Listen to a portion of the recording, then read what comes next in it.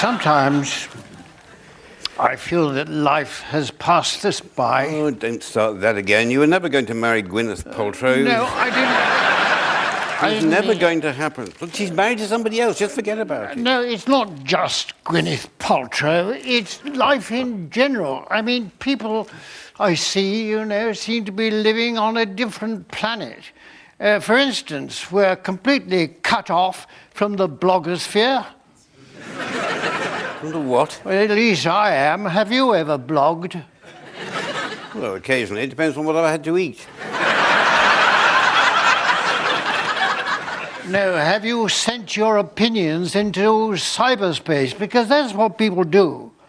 That's how they find out what's really going on. You read the papers, look at the television news. No, that's all out of date. That's old media. I want to be in the loop.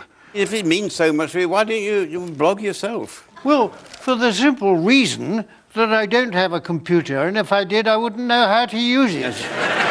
Defeatist. In any case, what would I say here? I mean, nothing happens. We're not exactly the nerve centre of British society, are we? Well, I don't know. I mean, Mr. Patel's got a new range of crisps. The vicar hanged himself. That's not going to set the internet alight, is it? Something like that. No, if I had a computer, I could be a leading opinion former. Well, you don't need a computer. I mean, there are other ways for you to disseminate your commentary on world events. Such as? Well, you could put a card in Mr. Patel's window. Yes, but if I had a computer and a blog, then millions would read it and they'd put their comments on it. Well, what sort of things do these bloggers write? Anything?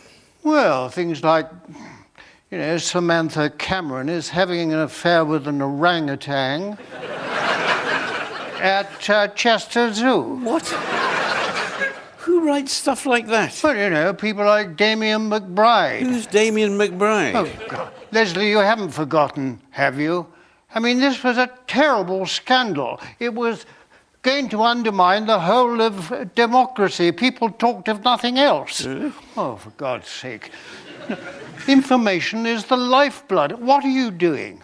When? Now. I'm sitting in a pub talking to you. Look, you know that, and I know that, but if you wrote in Twitter, I'm talking to Peter in the pub, then everyone would know and act accordingly. Act accordingly how?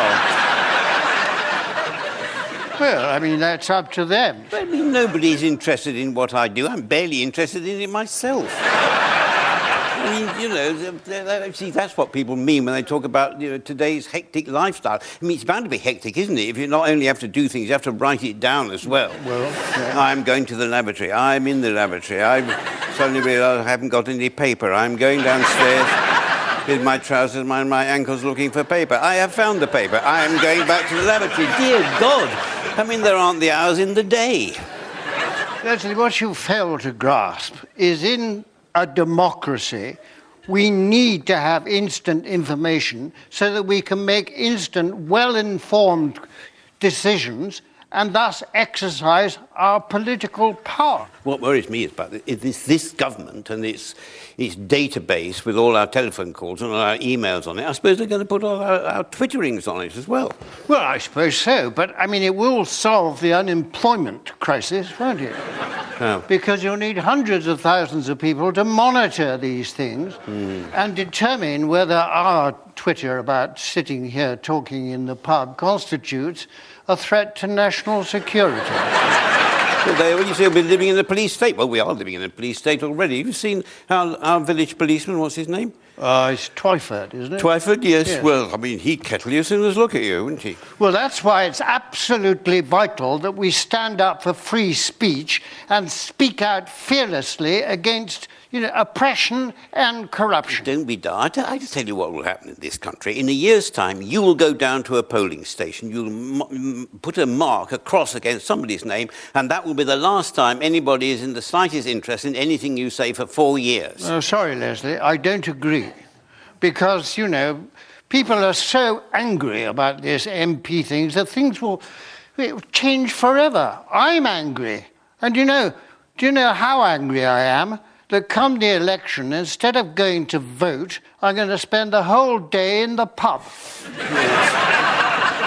Well, I tell you, in a year's time, nobody will remember about any of this. There'll be much more awful things to think about. It's very pessimistic. Well, pessimistic? You wait till the money runs out. You wait till even Fred Goodwin doesn't get his pension. Well, I'll be glad. He's a very unpleasant person. Yes, but if Fred Goodwin doesn't get his pension, we certainly won't get our pension, will we? It doesn't matter to me because I've got a foolproof plan that will give me an income, you know, in the bad times. What? Well, I'm going to go to Max Clifford and I'm going to sell my death to the papers and the television.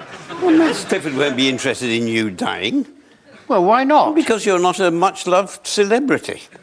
Well, how do I get to be one? Well, I don't. You just be foul-mouthed on television, make racist remarks to Asians. Well, I could get Mr. Patel out on the green. And I could say, Mr. Patel, you ghastly Pakistani, why don't you go and burn your wife? But anyway, do you think that if I'm sufficiently unpleasant to Mr. Patel, people will lay wreaths on my grave and weep? Well, they might do. I mean, there's a lot wrong with this country, but we've still got a heart. God bless the Queen.